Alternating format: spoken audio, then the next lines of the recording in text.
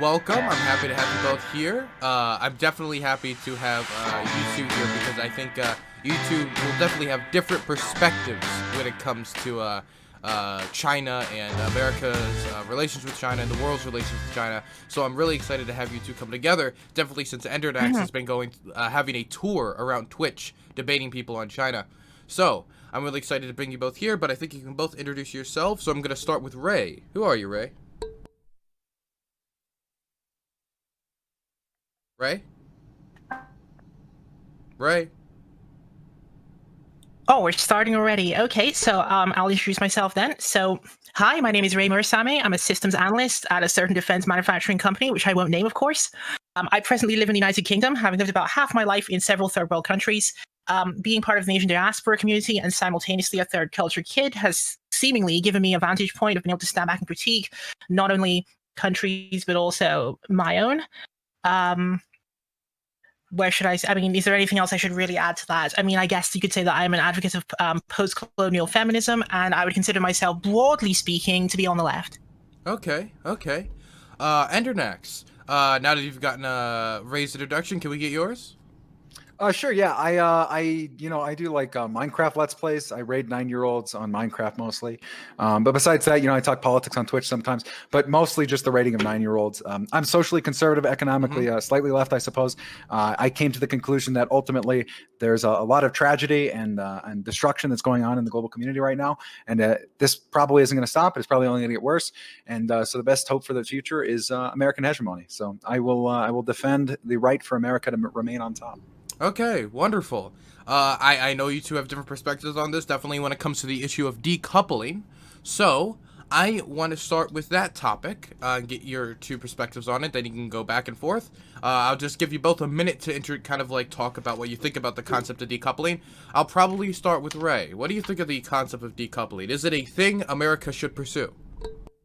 No, can we do this the other way around and let Endernax go first? Sure, Enderdex, she's giving Sure. you, ladies Assuming first. he doesn't mind.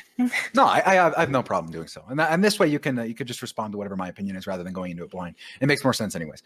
So I am of the personal opinion that decoupling is already happening. A lot of firms are already shifting their supply lines around, and in a lot of the way the global market relies on China or has relied on China in terms of the supply lines has been for the cheap manufacturing labor that existed within China, mostly due to regulations not existing, labor laws not existing, the ease of access to the marketplace, the willingness of the CCP to work with these individuals.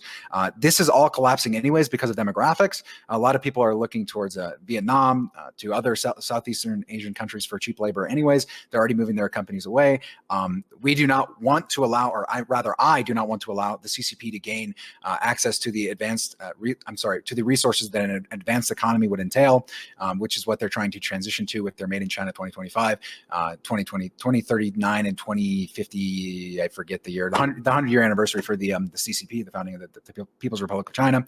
And so I'd like to subvert them by any means necessary.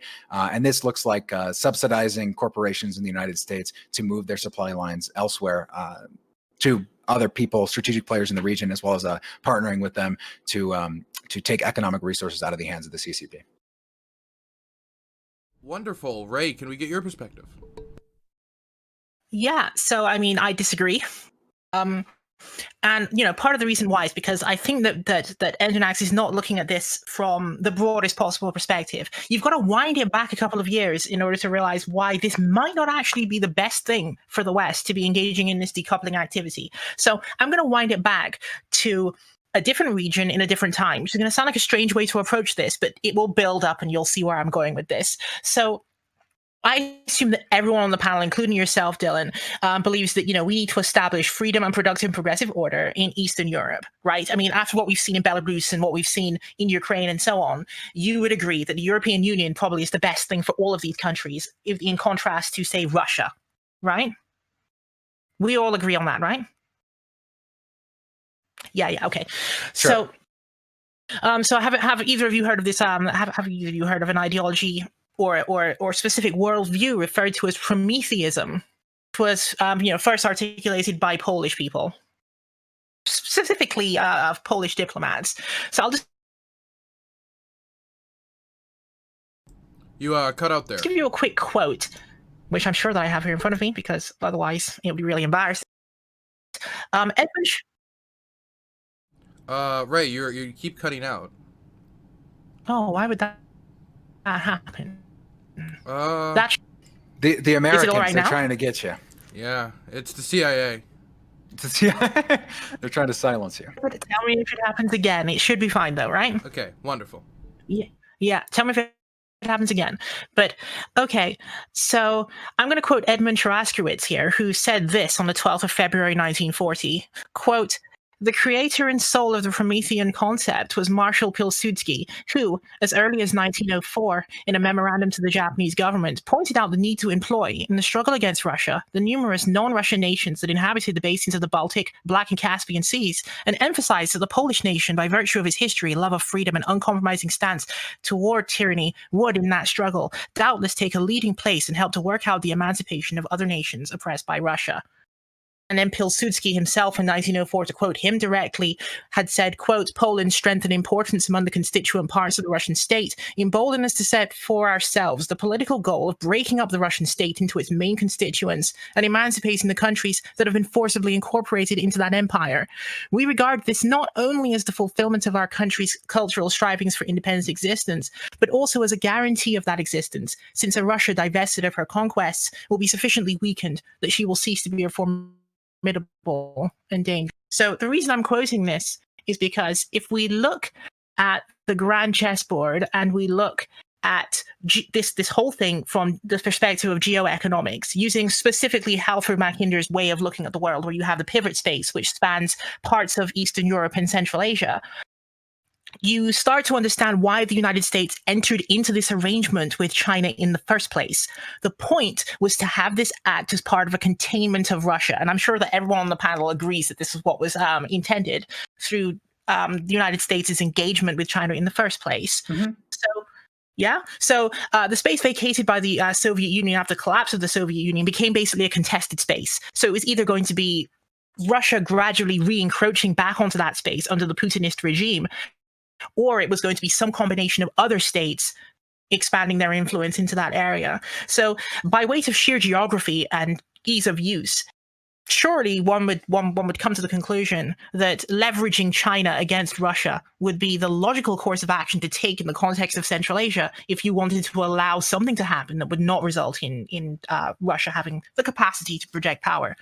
Sure. But part of the initial trade deal, or I'm sorry, the normalization of trade with China, even before the early 2000s, part of the deal was, hey, we're going to begin trading with you. We're going to start investing in your country. We're going to start investing in infrastructure. We're going to start buying your cheap labor. And part of this was that every year the president would review whether or not there were human rights gains within the country. And if so, then the trade relations would continue. If not, then they would be dialed back. This was the standard for practice with the Chinese Communist Party up until permanent normal trade relations with China in the early 2000s. So that's largely where my gripe with a lot of this comes from. It isn't from an economic standpoint. It isn't that I don't recognize the utility of having lifted up China as a counterweight to the USSR. It's rather that we've allowed China to grow in excess and to a point where they're, instead of becoming more liberal, as was hypothesized with our investment in their economy and their engagement in international institutions and with the world at large, no, instead they doubled down on their totalitarian regime and continued their practices, now with even more economic resources, now with even more technology, now with even more capability. Okay, but I mean, in the grand scheme of things, like, what direct threat does it pose to the United States if China has domestic policies you happen to disagree with? Like, you're not going to be able to get every country in the world to turn themselves into a liberal democracy. It's possible to have a relationship with China under them operating their, what did they call it? They call it the People's Democratic Dictatorship. I mean, it's possible to have a relationship with a country that operates under a People's Democratic Dictatorship without having to sort of co-sign it yourself. You could say that that is a thing that they want to do.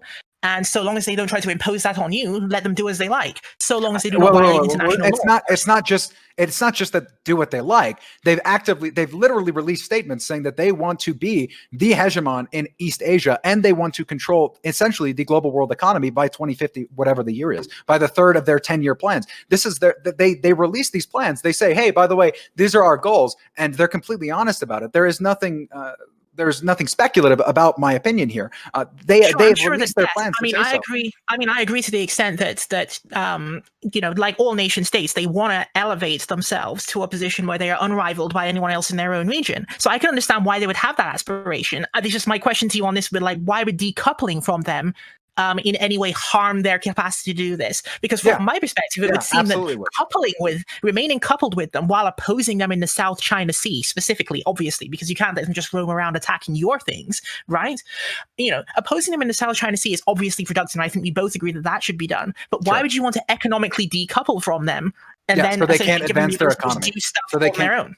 Yeah, so I don't want them to advance their economy to the point where they're a modern day economy. I don't want them to be the equivalent of a United States in their infrastructure. I do not want them to have the capability in aerospace and biopharmaceuticals and all of these advanced industries that America does, because then they can compete with us in those fields and use the technology gains that they're going to be making from their innovation rather than stealing or buying the technology from America. Now they can make it themselves and use it for their own evil gains. I mean, obviously, I don't think that we disagree that there's a lot of human rights violations happening within China, right? Sure, we don't disagree on that. But what I'm saying, why would you want them to be innovators? They already have the groundwork. They don't have the groundwork. If they already have the groundwork for many of these things, and they're going to work it out regardless, because they're a middle-income economy that's transitioning to a sort of developed service. They're only able to do that because they have the investment. That's the only reason they're able to do so right now. They have the capital to do so. If you withdraw from the region, though, they're just going to continue to sign trade deals with, obviously, geography will take over. They're going to sign trade deals with people who are adjacent to them, and then they're still going to develop anyway. It's just you won't be involved. That's simply not true. This is a Cato Institute take. This is a literal ANCAP take. This is like irrespective of what the United States has done in the past. And we have a track record of investing in foreign countries and saying, hey, we don't like this person. You're going to unite against them. And in exchange, we're going to invest a ton of resources into your country. And we're pretending like we can't do this. But this is exactly what China is doing right now in Africa and parts of the Belt and Road Initiative. No, but I mean, can the United States carry out some kind of like gigantic investment project in East Asia, excluding China, and expect that it will work now? I mean, they had one. It was the Comprehensive and Progressive Trans-Pacific Partnership, which the United States essentially just ceded to the control of Vietnam and Japan, basically. So, like, why would they do that if that is their intent? Yeah, so we should bring back the TPP and make it better. Years of Donald Trump doing yeah, I mean, you can say that, but how do other countries in East Asia trust that is possible, given that there's a decent possibility that Donald J. Trump will get back into office? I mean, at some point you have to make a moral judgment, and you have to understand that the Chinese will stop at nothing. I mean, they're going to eventually, given their way, they're going to invade Taiwan. They're going to annex Taiwan. Hong Kong is basically already lost. They will continue to encroach on territories in India. They're not going to stop. They've shown no sign that they're going to stop. In fact, there was a famous quote: "Is trust and verify with the USSR." Mike Pompeo now using distrust and verify with the CCP, and I think that's completely reasonable given what they've shown us in the past. Well, I think at some point these countries have to eventually understand. Challenge China in, though? They're risking their sovereignty. Priority. No, they're risking their sovereignty. Surely you would just draw whatever the top priority things are. Wait a second. These countries, by dealing with China, especially in Southeast Asia, are giving up their sovereignty. With America, with the liberal trade order, at least they maintain some semblance of sovereignty. If you don't want to call it that, I don't even understand how anybody would classify it as not having such. But with the Chinese Communist Party, you can bet your ass you are slowly giving up sovereignty. They just annexed, what was it? I think it was 10% of the total territory of Nepal. And this was fine because the Chinese Communist Party paid off the Nepal Communist Party, and they're like, it's not happening. Even though they're occupying right now 10% of the country. A soft invasion. They're just slowly encroaching on countries. They don't care, though. They can get away with this because nobody is stopping them. If that's the fate that your country wants in exchange for economic resources from China, then so be it. That's your fate. But we need to unite the players who are not wanting to deal with China, who recognize them as the greatest evil on this planet, against them. Is China really the? I mean, okay. But before I get to that, I'll get to that comment in a second. But I mean, when we're talking about uniting countries against China in this context that you seem to want to do, there's a limited capacity that the United States has to pick and choose where it wants to carry out these battles. I mean, would you agree with me that the top priority area is to repudiate China's 9-dash line, which is obviously based on absolute nonsense in the South China Sea? So, like, we should just not recognize the 9-dash line at all. And I think everyone can agree on that.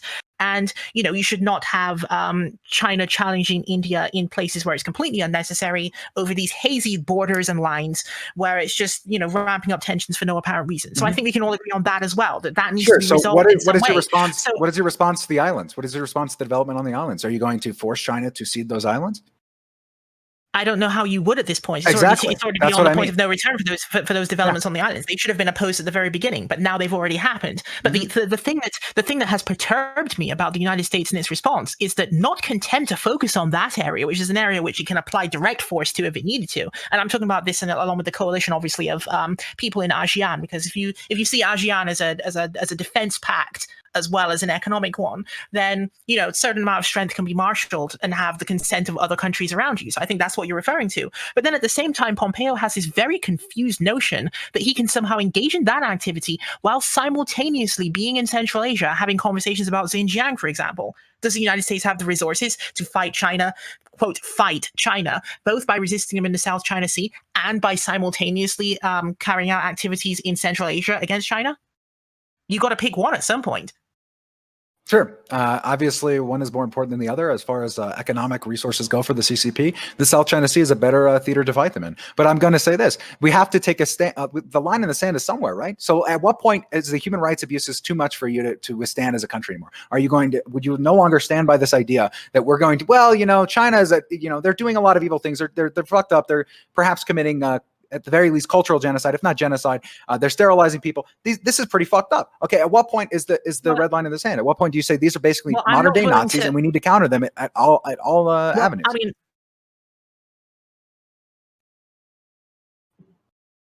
I wouldn't be willing to say that unless we actually have a report that clearly details one that is not directly connected to the United States State Department, because it's going to look as though right.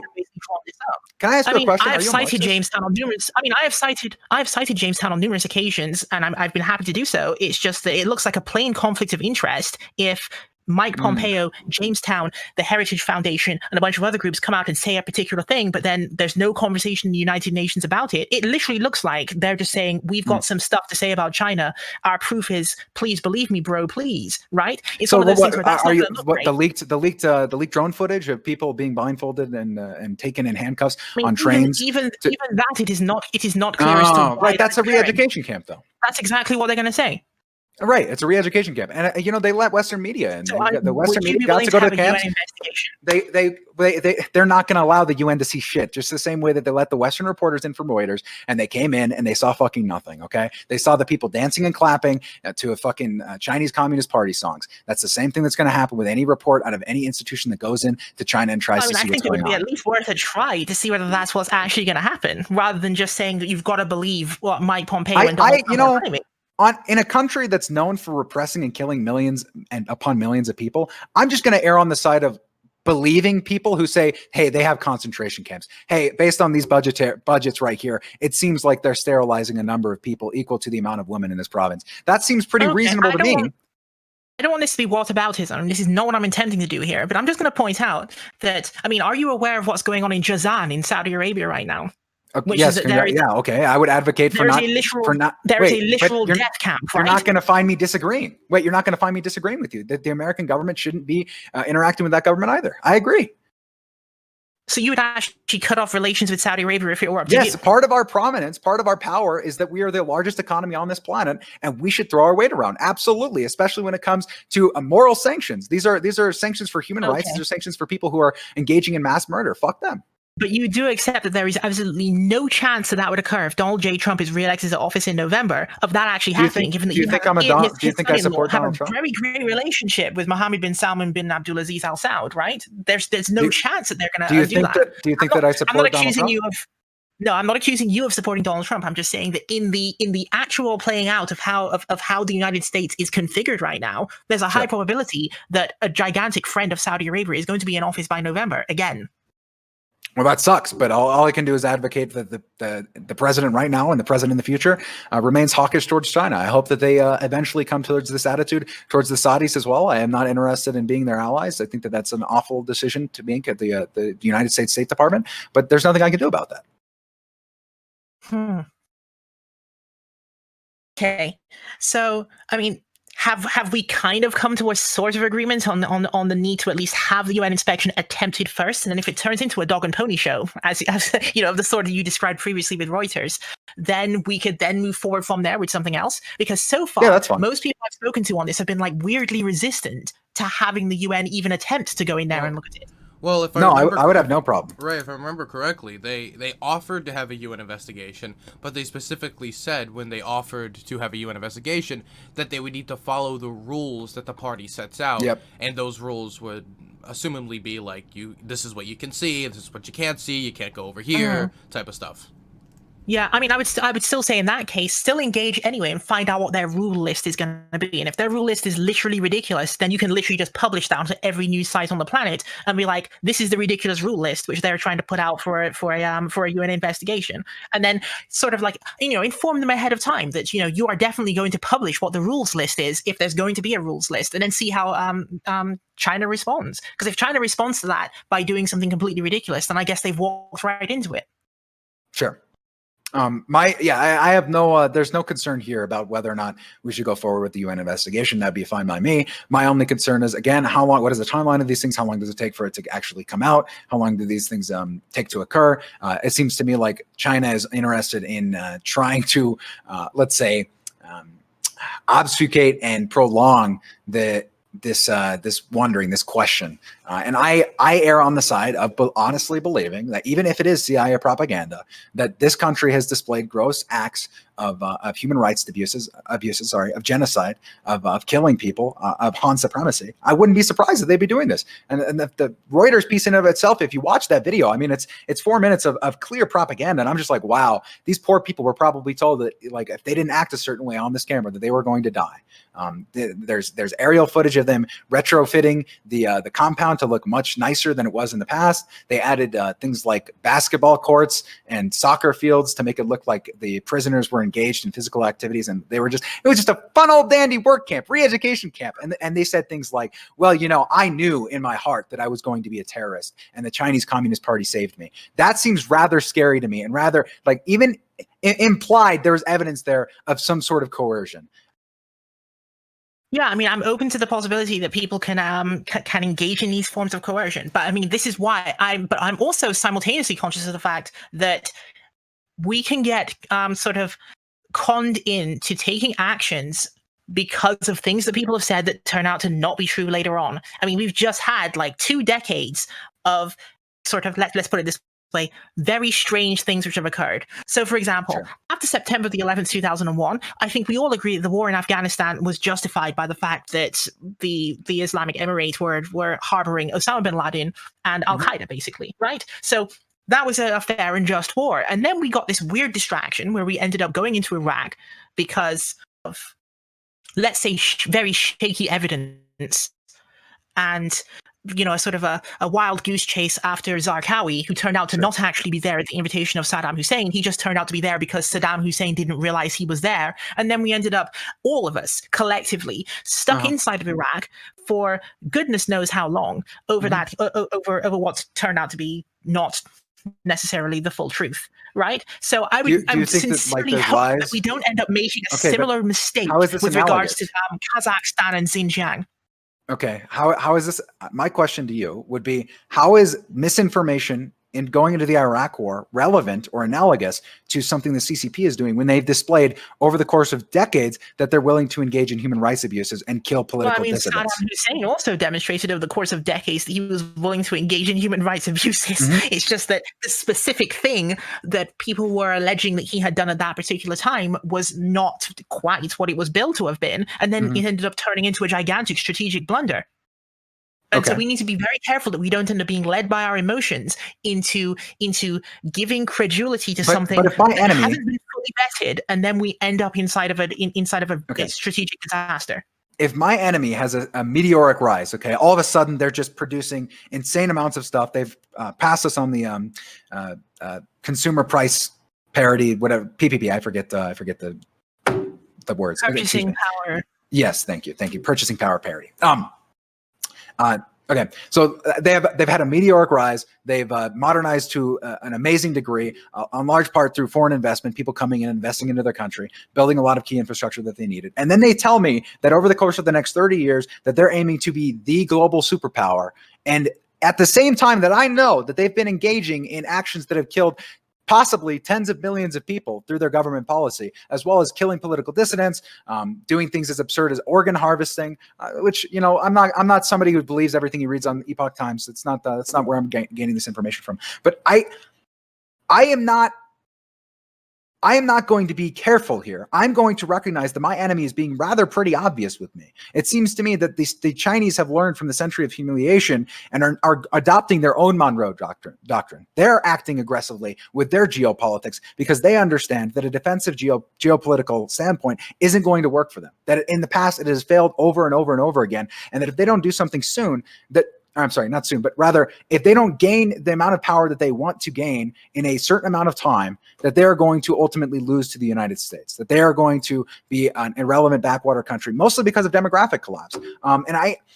They're being honest about it. It's not like this is not like information garnered from the CIA. This is Chinese state media saying, this is our plan. We're going to go through with it. We are going to be the global power. Does that not frighten you at all? You know, you have to evaluate these things in light of what is actually possible. Like, I mean, do you sincerely believe that the People's Republic of China will become the global power as a consequence of what they're presently doing? Yes. Like, how would they be able to have influence in these places? Their navy, the PLA Navy, is an untested navy. They have literally one aircraft carrier, and it's not even a very advanced one. It's one of those aircraft carriers with the curved deck, which always looks ridiculous whenever I see it. But I'm not going to get into that, but I just love making fun of that carrier for some reason. Sure. They've done a reorganization of the army. So you know that after Xi Jinping came into power, he did a complete reorganization and got rid of a number of people who he accused of corruption, because during the era of Hu Jintao's reign, I really shouldn't refer to it that way, Hu Jintao's government, you know, during that time period, there was this, let's say, how can I refer to it? Almost like a patronage system that existed within the military, in which basically incompetence was being repeatedly rewarded through backhanded payments. And so Xi Jinping basically got rid of a number of people who were involved in the existence of that system, which, to be honest, dated from since the 1960s, really. So you know, it was quite an old system. He has essentially remodernized it. He has, you know, restructured some things. But even then, these are, again, untested soldiers, untested doctrines, you know, everything that they've got going on there. I mean, they don't have a capacity to get outside of the Central Asian region with any of their forces. Like, it's one of those things where I'm not expecting that, like, the People's Republic is going to somehow magically show up in Finland, you know, tomorrow afternoon or something. You know what I mean? No, but they're going to build key infrastructure in Finland and use the Nordic trading routes that are opening up due to climate change, as well as a strategic partner with Russia and other global actors to make sure that they have influence over Finland that the United States won't have. It's not just military power; it's economic power. It's being able to buy your opponents out. They've been doing it in the UN. They'll buy out smaller countries to gain key positions on certain boards, so that they can influence these international institutions to be in favor of Chinese policy. They're doing it right now with their essential colonialization of Africa. They're basically buying out all of these different rare earth minerals that exist in Africa and using them as a cheap manufacturing base. They want Africa to be what China was to the US. They want Africa to be the cheap manufacturing base for the goods that are going to be brought into the newly updated Chinese economy. So I don't know. It's not just the military. I will say, even to just push back a little bit on what you said about the PLA, because this is we've seen in the past that countries have been able to go from being extremely impoverished, extremely like pathetic in terms of their GDP and their economy,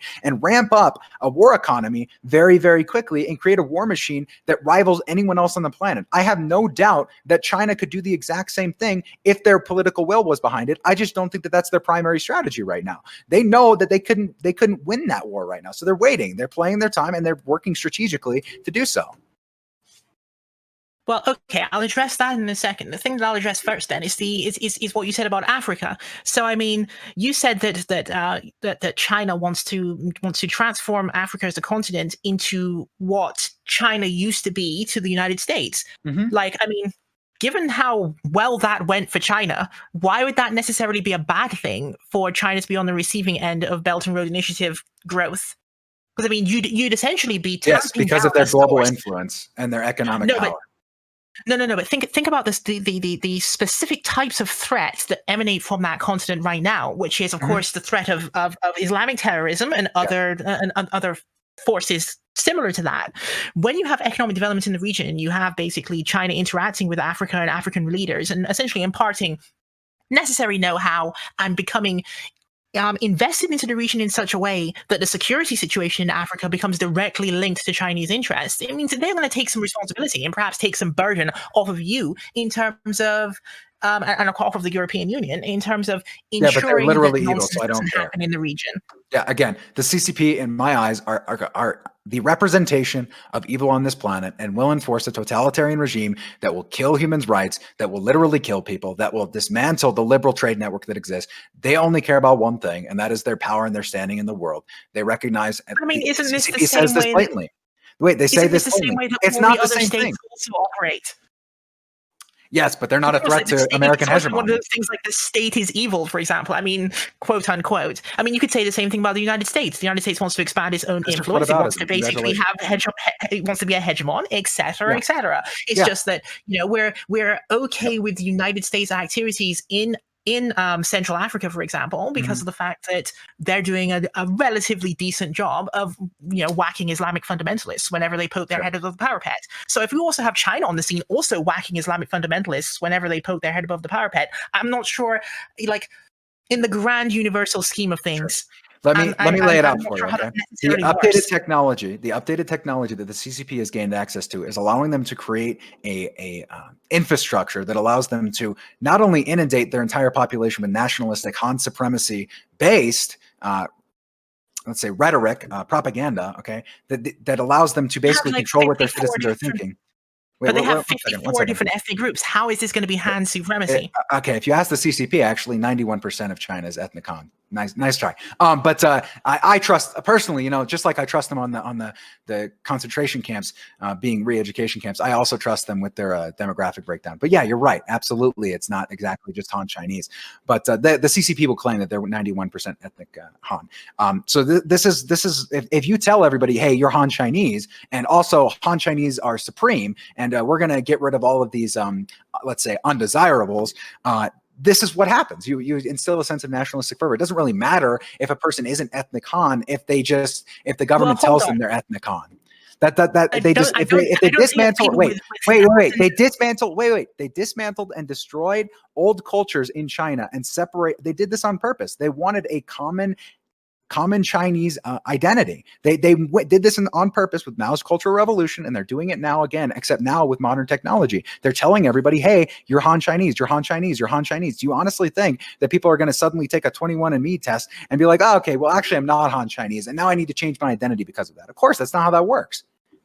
They're continually actually promoting. I mean, do you think that people with thousands of years of history of knowing who their families are have been suddenly been deceived into thinking they're not Han when that they are Han when they are in fact not?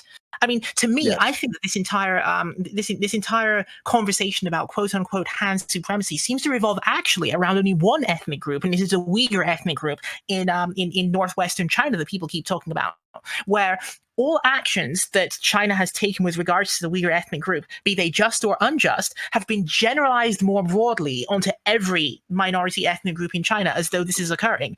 But as far as I'm aware, and someone can correct me if I'm wrong later on, I'm sure, but as far as I'm aware, those people don't look like terrorists. Have not been subjected to those because they don't look like terrorists. That's how the CCP justifies it. They say that the Uyghurs look like terrorists. They have ad campaigns right now, racist ad campaigns to the rest of their countrymen, saying, "Look at these.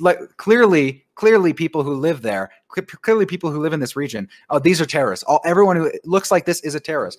So yeah, they're considered undesirables. They've been framed that way. If you don't look like that, then of course they're not going to cleanse you. This is part of their propaganda. It'd be like the United States coming out and having an actual state-run ad campaign that showed Mexican people as terrorists and said, "Hey guys, these are all terrorists. Everyone who looks like this is a terrorist. Make sure to turn these people in because they're dangerous." To be fair to them, and I shouldn't have to be, but to be fair to them, I mean, is there not some underlying cause that would cause them to actually feel that they need to monitor a particular ethnic group in this way? Where is this coming from? Really? This is like if in the United States somebody went, well, 1350, black people do commit more crimes, so why wouldn't they expend more resources and monitor them? I mean, come on, why not have ad campaigns out there saying black people are dangerous because they commit more crime? This is so stupid and it's unjustifiable. What the fuck? No.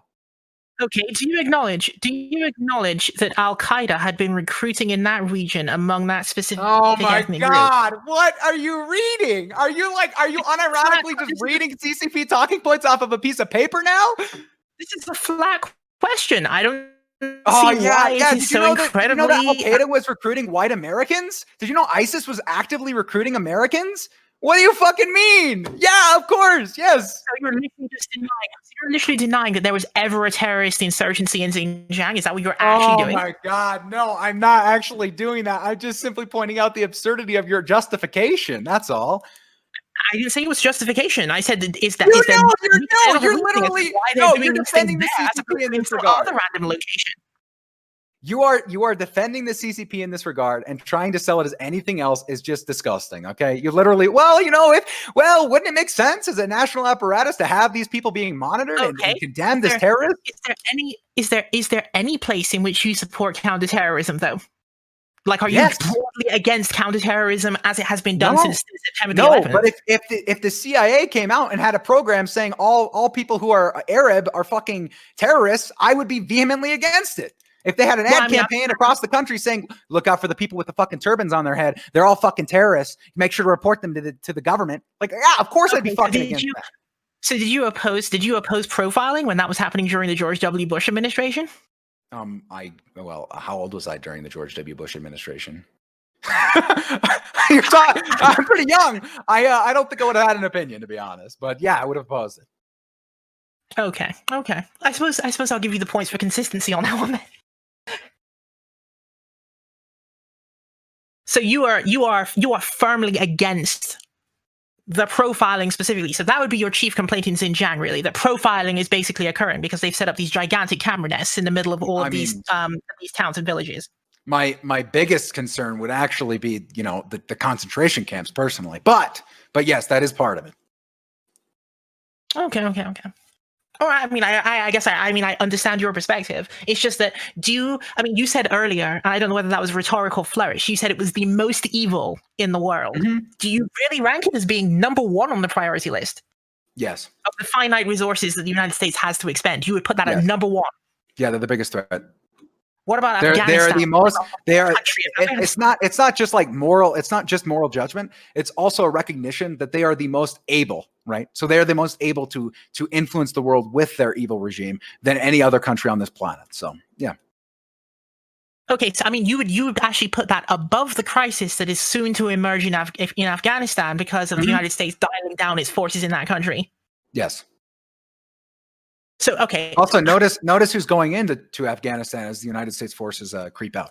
Who's maintaining the security? Who's going in with their armies? It's China. It's the PLA.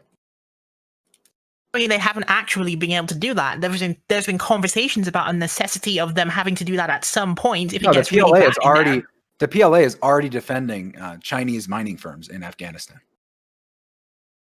Okay, well, okay, sure. I can't confirm that for absolute sure, but I'll take your word for it. So let's say that they are doing that. Is that necessarily a problem? What else are they expected to do in that situation? Should the United States really be withdrawing? No, probably not. Or there's nothing I can do about that. I can condemn the policy choice.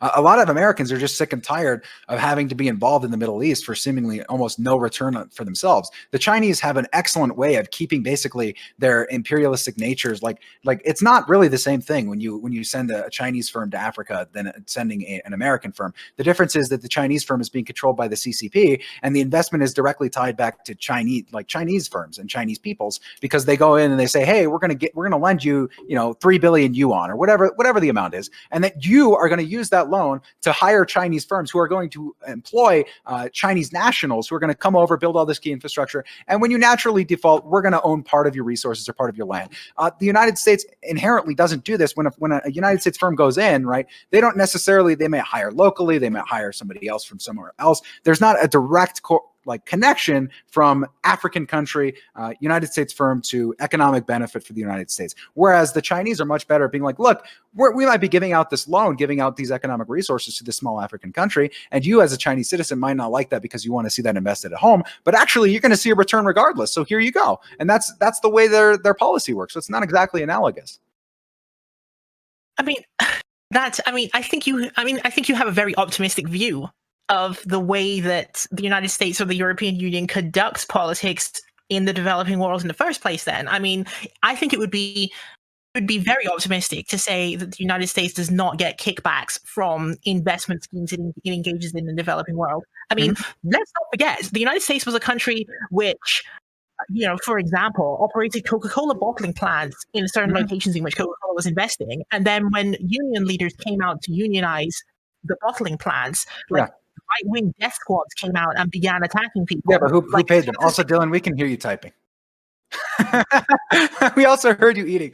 But no. Who paid for those firms? Do you think it was the CIA? Because I'm pretty sure there's strong evidence that Coca-Cola hired them themselves. But I mean, listen, just because America does that, right?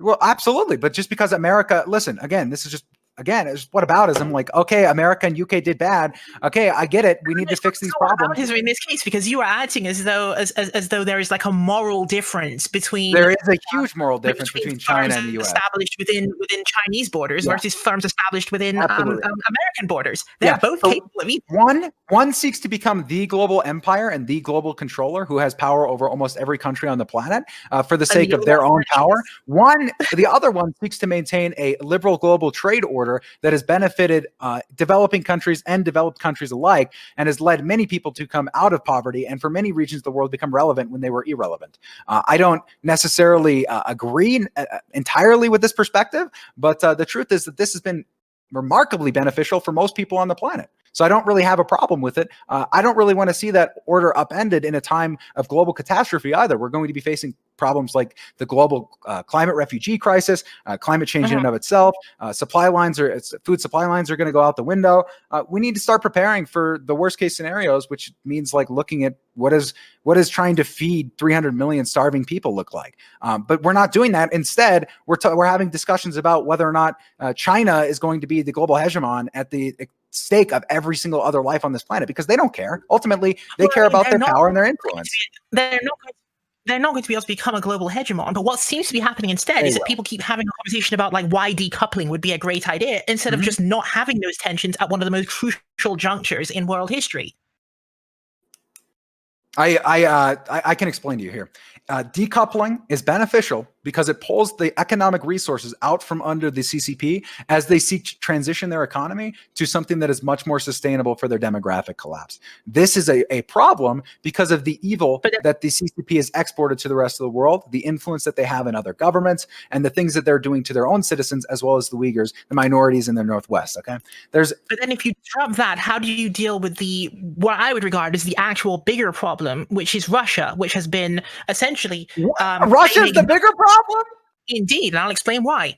Russia creates nothing they own. So you get one of these things where you have many, many bad things happening constantly because of Russia, except you never actually get anything out of it. Because think about it. If you look around you right now, is there anything in any part of your house which was actually manufactured in Russia? Pretty much nothing. They make nothing, except they make large sums of money essentially selling you natural resources at a price higher than it ordinarily ought to be.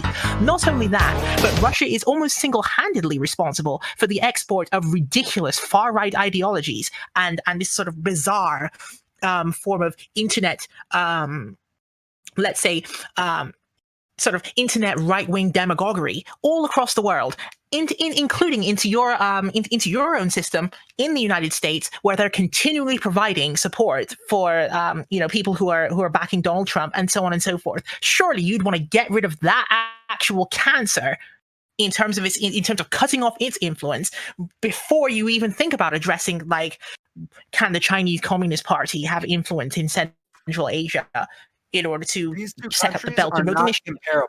These two countries are not comparable whatsoever because the influence that each has are not even on the same level. The idea that you could compare Russia as a global threat to China is an absolute joke and a travesty that somebody had brainwashed. And the travesty is that you've been brainwashed to honestly believe that Russia is somehow a actual player in global geopolitics. I'm sorry. Yes, they do bad things. Yes, I understand. Congratulations. demographic collapse is going to hit Russia worse than a ton of fucking bricks. Their population can't even stay alive because they're killing themselves through alcoholism. They have almost no global influence, almost no solid allies. If you actually have them in a place where they're against the wall, and the reason they're against the wall is partly because, of course, the European Union, the United States, isn't against the wall. Placed sanctions against Russia as a consequence of their illegal entry into Ukraine. So that was the correct choice to make. Why would you take your foot off the pedal? Oh my God. You've got them. What are you talking about? Okay, great. Destroy them. I don't care. We're talking about China. This is not about like, okay, what's more, again, China is much worse. Has much more influence. Wait. China has much more influence on Europe than Russia does. I just want to be clear with you. China has more influence on Europe than Russia does. Okay? China goes in and invests in places like Hungary in Eastern Europe, and they say, hey, you're part of the Belt and Road Initiative now. You're going to vote for us in the global institutions. They don't vote for Russia. They all fucking are united against Russia. Okay, really quickly. Name a country besides Belarus that has a leader that is sympathetic to Russia's Putin in Europe. Serbia, a country that is collapsing right as we speak. Also, you've also got a problem with Germany as well because of the fact that there's this pipeline business going on a consistent basis, which is connected to who? Energy politics is a serious. I have to ask you, what about energy dependence? Isn't that That's exactly where I was going. That's the exactly United States is a net exporter, and I agree with you that Germany shouldn't be creating a deal with Russia in the first place. But I mean, as far as moral actors go, it's probably better than buying your oil from fucking Saudi Arabia.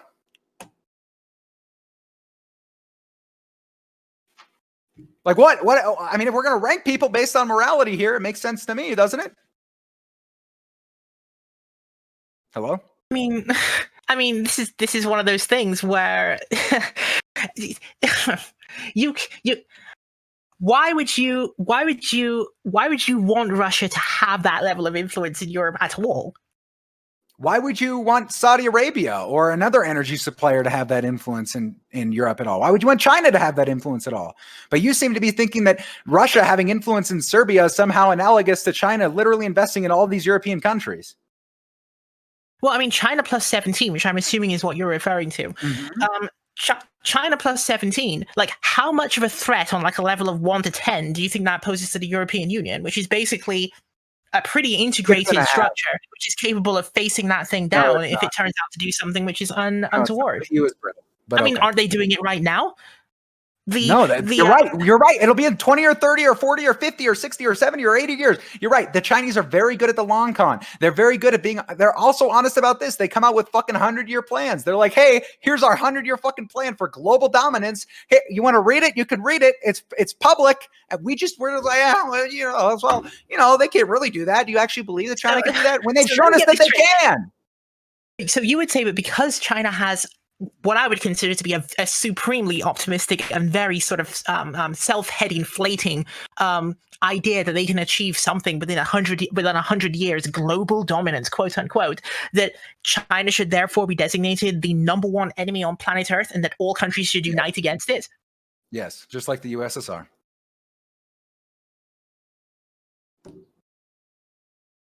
Well, I mean, it's a perspective. I mean, okay, so like, how much of the United States do you believe shares this opinion right now? Not very many, sadly. We got a drama of support. Yeah, absolutely. Yeah, it is 70-something% at the moment, right? I think it's somewhere around there, isn't it? The thing that China is like super enemy number one. Wait. I mean, maybe. I thought you were referring to like who would be in favor of enacting this policy. Not very many Americans, sadly. Okay. I mean, who do you support at the upcoming election then? In November? Yeah. Neither. Mm-hmm. But I mean, live in a red state. I mean, if you have to, because you've got to choose one, right? So, I mean... I live in a red state. It doesn't matter. He supports Howie Hawkins, actually, of the Green Party. Where is George Herbert Walker when you need him? You know? Well, I mean, okay, let me put it this way. If Bush Sr. were around right now, do you think he would agree with you, though?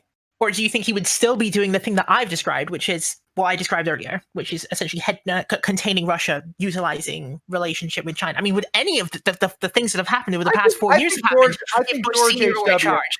I think HW would have come to terms with the fact that Chinese policy was an abject failure and that they were a threat to the United States. Yeah, I think it would have come on board, to be honest. But he's gone, so rip. Okay, well, I mean, obviously, we can never know for sure what he would have done, but I mean, I guess it's an area of overlap that we both have a sort of relatively not negative opinion of Bush Senior, I suppose. at least on some of the issues. I mean, obviously, on his there were some things where he was just completely ridiculous, but sure. There were a lot of policies where Bush Senior was not the worst thing that could have happened. AIDS. Yeah, hey, we don't talk about that, okay? In my Herbert Walker fantasies, I only think of him as the head of the CIA and a great foreign policy president. Leave him alone, okay, Dylan? He didn't get a second term. Poor guy.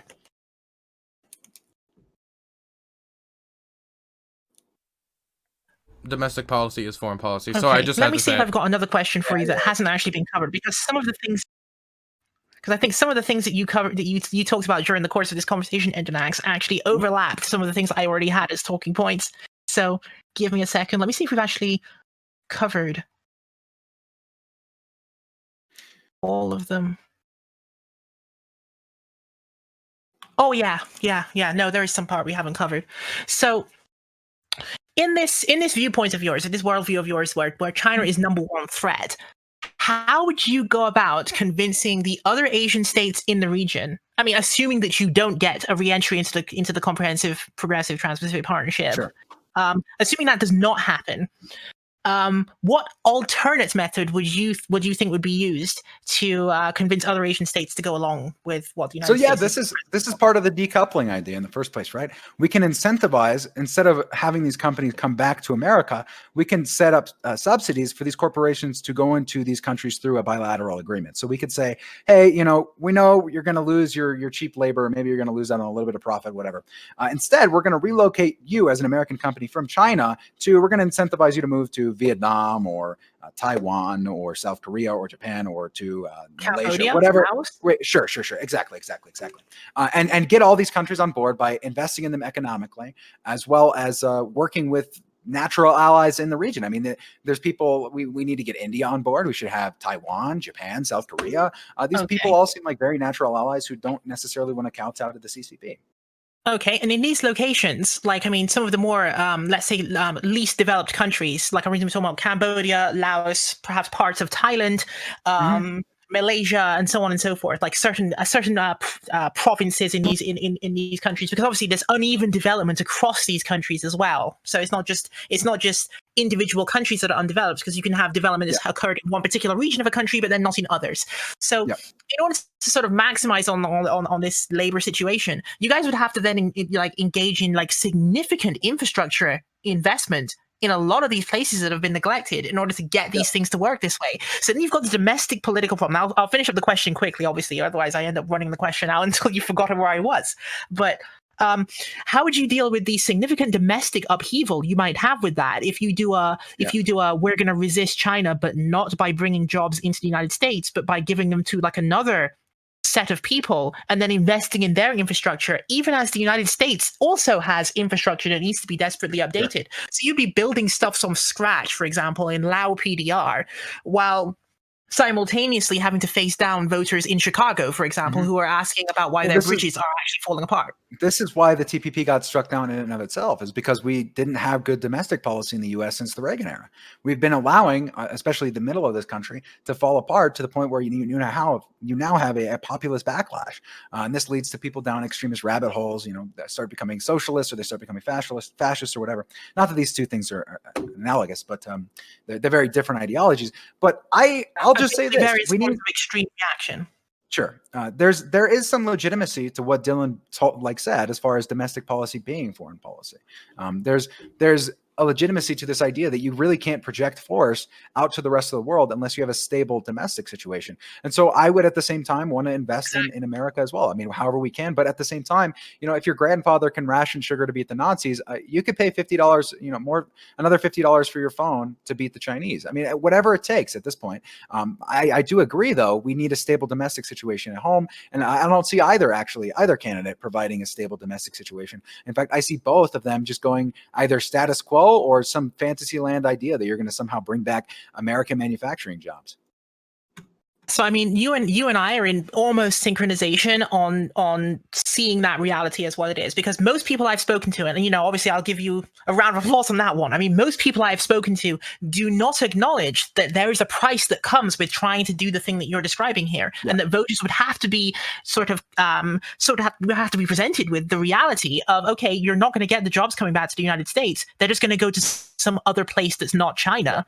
And then you're going to have to also have infrastructure investment in those places in order to make it so you can actually have logistics that works in these places. And then, prices may in fact go up. You may in fact have a situation where the domestic situation doesn't get fully dealt with because of the fact that this is being dealt with over here. So, I mean, the follow-up question I'd put to you is this. What would you say to those people? I mean, this may even include Dylan. I don't know what his particular stance on this is, but I mean, what would you say to those people who say that before even attempting to engage in a China decoupling, the United States should take at least a decade to focus on itself and then come back? I would say that you're giving another decade of free reign to the CCP to do what they want, and also this is the timeline that they want to transition their economy to a modern one. Is like we'd just be continuing the supply lines as they are. I mean, there is some evidence that some U.S. firms are decoupling, but the truth is that it's not enough. They're still going to have enough economic resources to implement their plan, which will inevitably counteract whatever demographic collapse would have happened if they were caught in the middle income trap. I think that we can solve, it's not impossible for us to chew bubble gum and walk at the same time. I think that we should be able to implement corporate taxes and automation taxes and implement a UBI domestically, as well as shore up our problems here at the same time that we counter China. I don't know that we can't do both. The problem is we have to have the right president. We have to have the right president, and it doesn't seem like you asked my perspective, and I don't believe in decoupling from China. I'm just gonna throw that out there. Yeah. Okay. Yeah. Okay. So, my follow-up question on that. Like, I mean, obviously, you were pretty clear about that, yes. But I mean, you would need to find the correct president, and of course, the correct Congress, because you can't just install just a president and expect things to go the way you want. You've got to also change out Congress. You'd have to have a Congress that would be willing to do all of those things. The amount of, let's say, the amount of spending that would have to take place in order to get that done as well would have to be absolutely enormous. Like, it would have to be something like Marshall Plan version 5 or something. You know what I mean? It would have to be absolutely enormous. I mean, you guys would have to have a completely different view on how economics works in order to get that done. We'd have to have like modern monetary theory being mainstreamed or something, right? I don't know if that's necessarily true. I think that it's pretty obvious that even under a Keynesian view or like other economic viewpoints, you could. You could rationalize it under Keynesianism. Actually, no, you're right. But of course, convincing the Republican Party to accept even that, you accept that would be a challenge at this point. I mean, it's been so many years now since Republicans have been talking about national debt as being like as though a country is a household or something. Yeah, that's good shit, isn't it? They're fucking insane. Yeah, I don't know. I mean, listen, we have two political parties in the U.S. that are ineffectual, and ultimately, I think that this will probably be our downfall. I mean, people point to the populist uprising on the right as Donald Trump. He's going to save us. People point to the populist uprising on the left. Bernie Sanders is going to save us. I don't think either are going to save us. Maybe Bernie Sanders might make our domestic situation a little better, but I don't know if it's true that a Bernie Sanders this guy was against the TPP. This guy was against the trade deals. He was very much so the same way on his views on these trade deals. He didn't have very much of a American let's say hegemonic view of the world in terms of international politics. So I think that things would still go badly under him. But it's rough. I don't know what the solution is, to be honest. It's conversations like these that make me a doomer in regards to how I view the future of humanity, because it does seem like the CCP is, if anything, extremely efficient and extremely good at implementing their vision, and they're constant and consistent. I guess that's the benefit of having a dictator, or what is essentially a dictator under a one-party state. the follow up I was going to have on that as well. If you're saying that you spoke of the middle income trap, which of course, well, many countries in Asia, but specifically China, is extremely keen to get out of because of the fact that if you don't cross the middle income trap before demographic changes, the settling of the demography to a new lower level happens, then you end up in a very dicey situation you don't want to be in. So.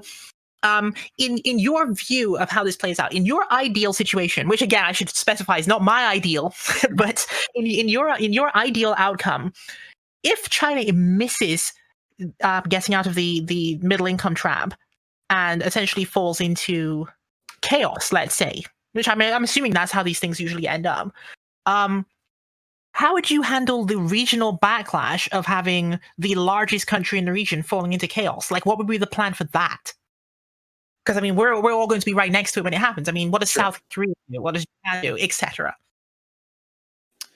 We could have reunification under Taiwan. Come on, it's that simple. No, I don't know. I honestly don't know. I don't have an answer for you. But I'm assuming that this wouldn't occur in the first place. I honestly have enough respect for my adversaries in this case to think that the CCP would be successful in their transition. Now, if they're not, that's a different story. I think that the fallout of that world looks... No, I mean, your whole goal is to prevent that transition from occurring, right? So I'm saying what happens in the case of victory where you prevent them. In the case of success, hopefully you try to get involved in some form of either implementate. I don't want to say the words, but I'll say it and sound cringe as fuck.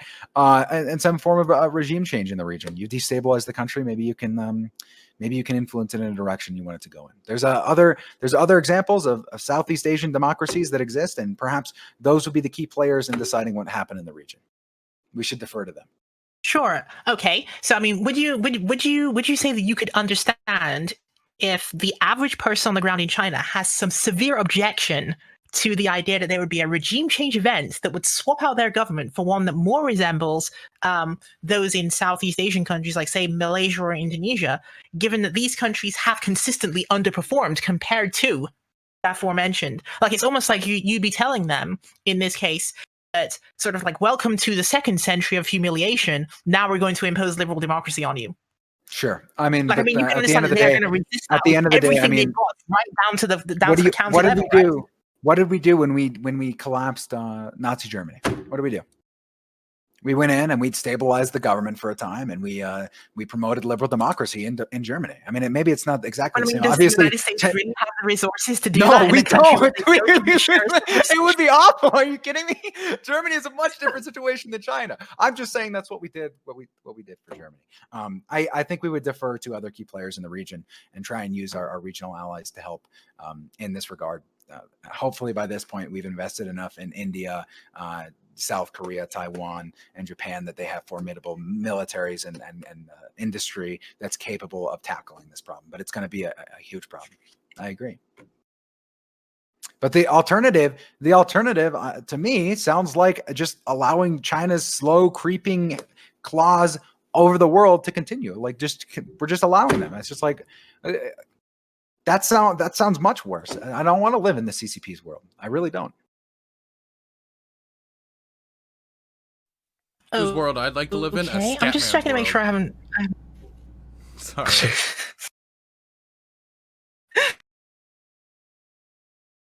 I want to live in McDonald's world personally, Dylan. I think, you know what? And Capistan. Is last username in your chat? Last username, you can own the world. We'll just instill you as a dictator. Oh my god. Oh yeah, actually, I do have one more question, and then obviously I mean, maybe you have a list of questions, Endernax, I don't know, but I'll just get one more question in as well. Oh, it's Corona, of course, because I haven't said a single thing about it. Right, so COVID-19, I mean, in terms of governmental systems and the way that things look right now, in terms of like the regional view. So you've got a load of people in Asia who may not have a preference one way or another in terms of like liberal democracy versus something that's not quite that. But you know, people are sort of like deeply invested in a certain hierarchy of concerns. And so at the top of their list is always like my physical safety. And then like immediately underneath that is like my public health. Can I go outside and not immediately be slammed by plague, right? the performance of the United States in this whole thing, where you have just today we saw this very strange story about these bikers who had apparently ridden around in the United States, and they were responsible just in the past 30 days, they were responsible for 20% of the coronavirus spread within the United States. And it was because they wanted to go on an anti-mask protest on motorbikes on a cross-country tour. Like, in plenty of countries that are, let's say, quote, less free than the United States, that would never have been allowed because that's a public public safety disaster, right? How does the United States position itself as being both in favor of freedom and governmental competence when they've also just spent the past 6 to 7 months displaying incompetence? How would you overcome that problem going forward into the next couple of years? What would be your recommendation on that? Because from my perspective, it looks super incompetent right now.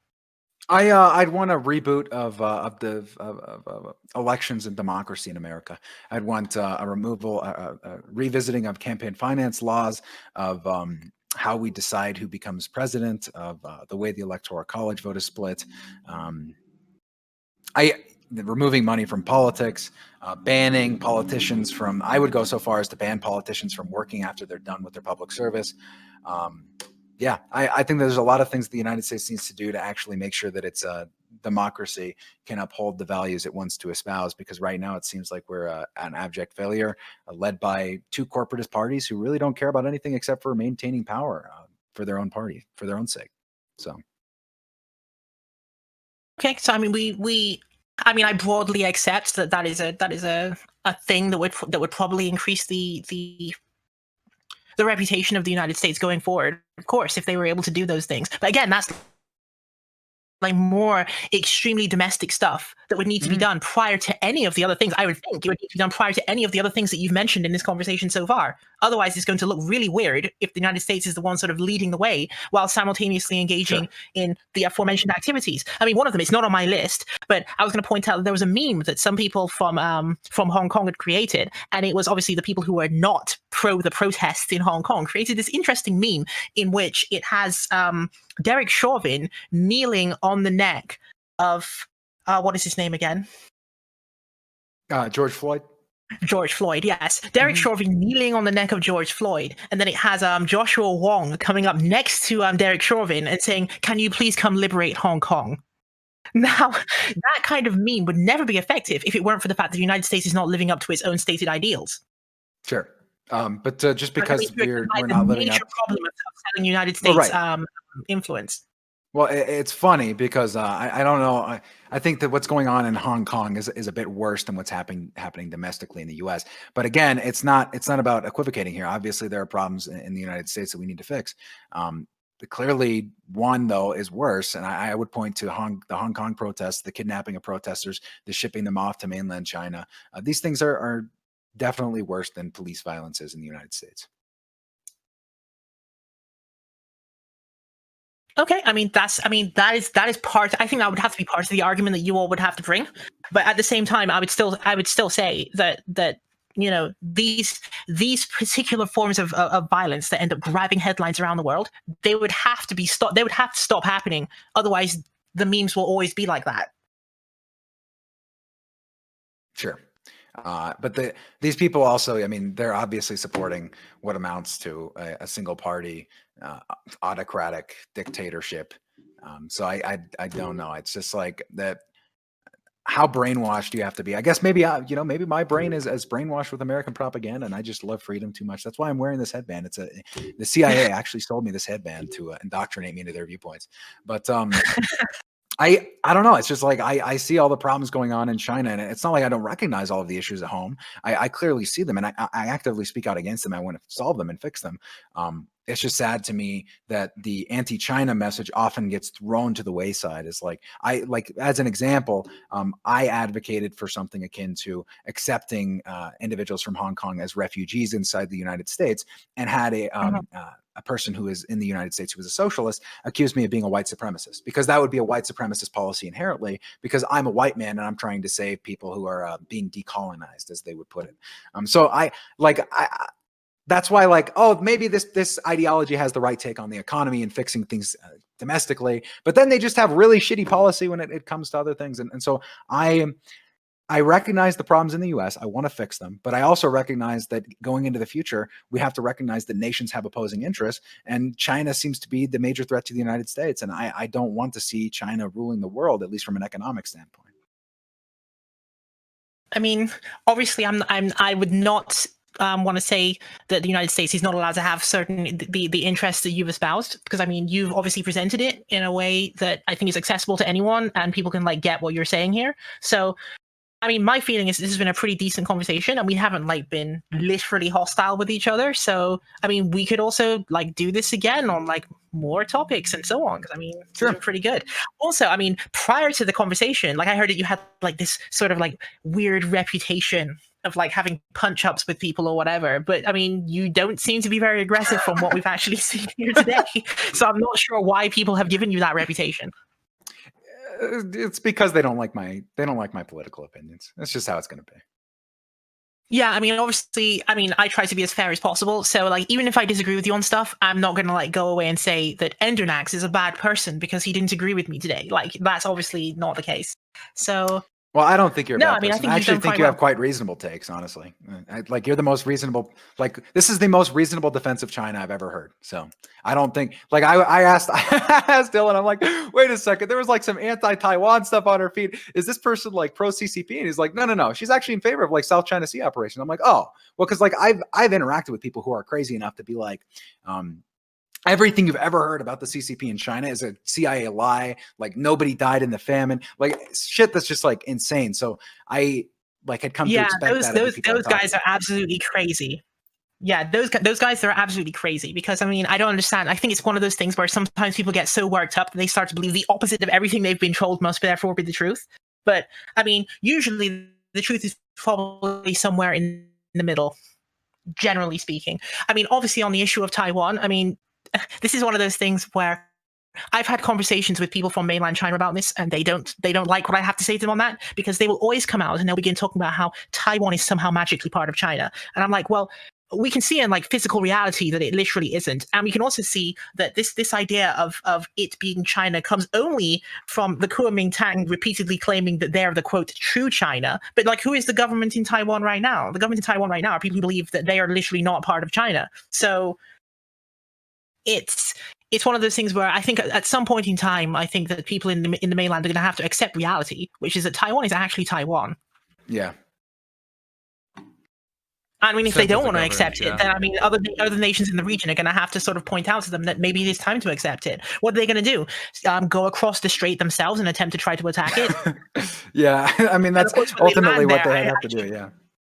Yeah, so if they want to do that, then obviously Taiwan needs to amass the correct equipment to defend itself from that kind of ridiculous aggressive action. So I mean, me and you would agree on that one, that Taiwan needs to actually continue to exist. Yep. I sadly have to go. I just messaged Dylan. I only had about an hour and 20 minutes. I promised that I would go to a different thing with my girlfriend. So okay, yeah, that's no problem. I mean, I've actually completed all of the questions I had anyway, so I think we've probably wrapped it up, unless you have something else that you want to add at the end. No, not at all. I mean, I appreciate the conversation. Thank you for taking the time. I know I came in the beginning. I was like, oh, well, we raid Minecraft. We raid 9-year-olds in Minecraft. Like, yeah, this is just me making a joke, and I'm sorry for being stupid. I should have taken the conversation more seriously at the beginning, so I apologize for that. No, it's no problem at all. What? But look, when I played Minecraft, I want you to raid me, okay, Endernax? I want that, okay? And you bought Hoi, and you still have yet to play it with me. Yeah, well, because to be fair, I mean, it just ends up not working out schedule-wise. Also, you haven't messaged me. I have messaged you multiple times. Wow. You messaged me once. Wow. Okay. I'll play with you tonight after stream, okay? You know what? I think I can actually manage that. All right, you're gonna teach me how to play Hoi 4. Wonderful. Okay. What else? Oh, one last question. I need to ask this. Who will have a better policy on China, Donald Trump or Joe Biden? You can go first if you'd like. You're not gonna. People aren't gonna like me. Okay, I mean, it goes without saying. I suppose Joe Biden would have to be the one with the better policy at the end. Not because I necessarily know exactly what that policy is going to be, because Biden's position on China has been progressively evolving, whatever that's supposed to mean, over a long period of time. It's just that the advisors that advise Biden seem to be more diverse in terms of their political viewpoints than the ones that advise Trump, because Trump is just going to come out there and he's going to be advised by the exact same people we just saw him advise for the past 4 years to have the exact same stance. Sure. Whereas with Biden, I get the impression that he's going to be advised by sort of like the mainstream Democratic advisors he's already brought on. And also at the same time, he has some of those people from that organization whose name I've forgotten, but it's the one that Bernie Sanders had that was close to him at that point. And so having all of those people at the table, I think that there is a possibility that Biden's stance will be probably more well thought out than Trump's will be. Even if it ends up being a stance that I disagree with, it'll be more well considered at least. So I'd say Biden. Foreign policy in general, Joe Biden. On China, I think Trump is a useful tool for China war hawks. That's all I'm going to say. That's all. That's just my opinion. That's just my opinion. I think that he promotes an attitude or opinion that is anti-China in and of itself, and I don't think Joe Biden does a good job of that. Yeah, I mean, when he was approving of the XinJiang concentration camp. Yeah, from the George Bolton, from John Bolton. Or besides the John Bolton book, when he said publicly that he didn't want to bring it up during trade talks because it could hurt trade talks, putting dollar signs on everybody interned, right? Yeah. Yeah, the same thing that the Obama administration did with its talks in China too. Yeah, I know. Nice try, Dylan. Wait. Nice try. Are you honestly gonna tell me that they were okay? Yes. Okay. Unironically, these are not things that you bring up when you're discussing trade with these people. Yeah, crazy. I know. So isn't it weird that it was only late term that this started to become an issue for him during the election season? Yeah, we'll see. Listen, I just conceded that Joe Biden would be a better foreign policy president, but then one area, and you're molding so hard. I'm looking at my watch. Isn't it kind of weird that when the Obama administration started freedom of navigation operations, that was in 2013, which was a year after the election. After the sovereignty of the Shoal Islands for Philippines, despite having a defense treaty with the Philippines. Yeah. Crazy. Oh, man. Look, I'll criticize that, but at least he didn't clap along to concentration camps, which Trump did privately. All right. Despite the advice of his advisors. We don't know that's true. Oh yeah, okay. John Bolton also, he said some shady shit. He also said, that we should have bombed Iran. So I don't know if I really trust the word of John Bolton. Well, that's his belief. Do you think he lied about it? He said we should bomb Iran. That's what he thinks. Listen, I'm not defending. I wouldn't believe him if he said we shouldn't bomb Iran. Dylan Burns I don't believe you anymore.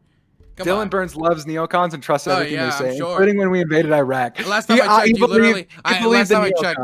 I checked, you're the one who came in saying you're the hawk, right? Huh? I am the hawk. That's true. Yeah. Fair enough. Yeah, I didn't think so. Fair enough. All right. Hey, Ray. You can roast me another time. Okay, Ray. You wanna do your outro? I mean, we literally already did it. So, I mean, what would I say at this point? Well, obviously, it's been great. Who you are, where they can find you, stuff like that. Oh, right. Oh, you mean that outro, the proper outro. Okay. You can follow me on twitter.com. So I'm assuming it's in the description or something. So that's Rei Mursame. Just type my name in the bar. I'm literally the only one of me that exists. You can also follow me on YouTube, where I run a live stream called Stage 501, which is supposed to be a panel show where I invite on a bunch of guests. We've been in hiatus for a little bit of a time, but we should be having our next stream on like the 12th of September, which is a Saturday. We always stream at around 2100 Eastern time, so you guys can come and check it out. Wonderful. And Endernax, which Nazbol Haven can people find you at? Yeah, on twitch.tv/Endernax or twitter.com/Endernax_, because some bastard took my goddamn name before I could grab it. I'll link it in chat for you there, guys. Go follow me on Twitter. I know none of you guys are going to follow me on Twitch because you would have already, because my exposure on this channel is disgusting. And I just want to say to all the sock dems who are weirdly enough aligned with Dylan Burns on international relations and foreign policy, thank you for your service to the American empire. I appreciate you, despite us disagreeing on politics and despite the fact that you hate me. God bless. God bless you. God bless America. I enjoyed this conversation, Ray. Thank you for having me.